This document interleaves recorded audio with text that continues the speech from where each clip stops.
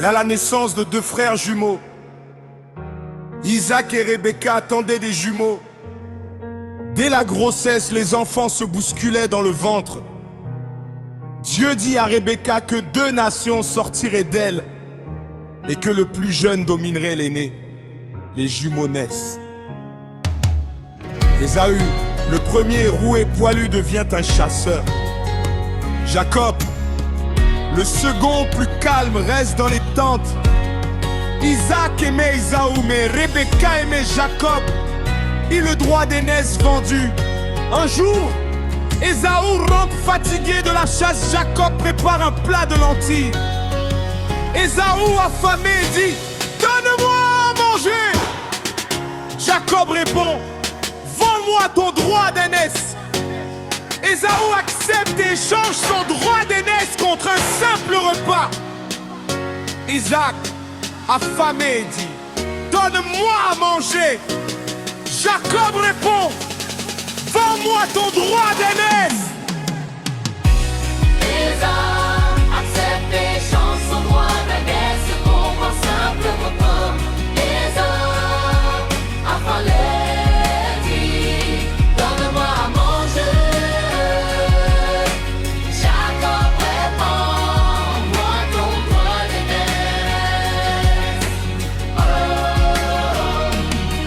Ésaü accepte et échange son droit d'aînesse contre un simple repas.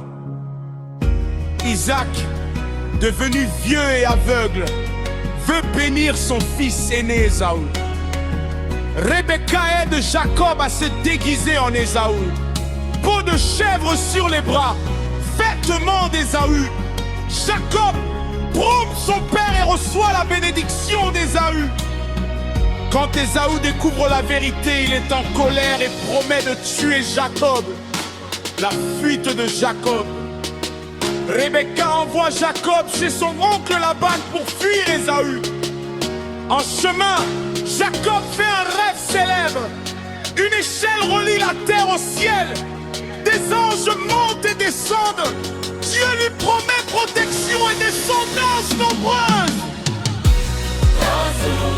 Accepte et change son droit d'aînesse contre un simple repas. Isaac, la valeur du donne-moi à manger. Jacob répond: moi ton droit d'aînesse. Jacob travaille pour Laban et tombe amoureux de Rachel.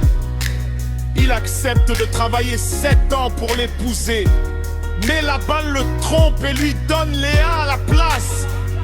Jacob travaille encore 7 ans pour obtenir Rachel. Il devient riche et a 12 fils, les futures tribus d'Israël.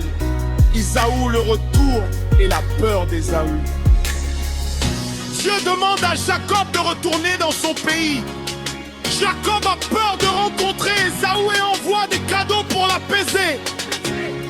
La nuit avant la rencontre, Jacob lutte avec un homme mystérieux, un ange ou Dieu. Il reçoit un nouveau nom, Israël, celui qui lutte avec Dieu. En réconciliation.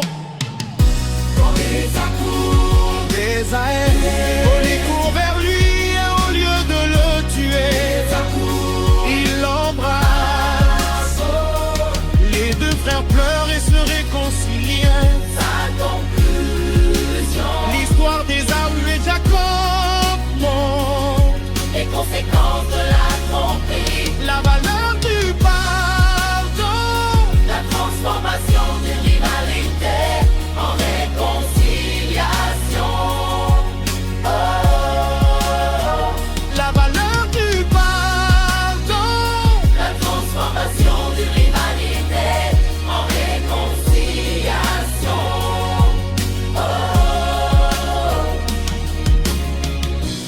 Isaac accepte et change son droit d'aînesse contre un simple repas. Isaac affamé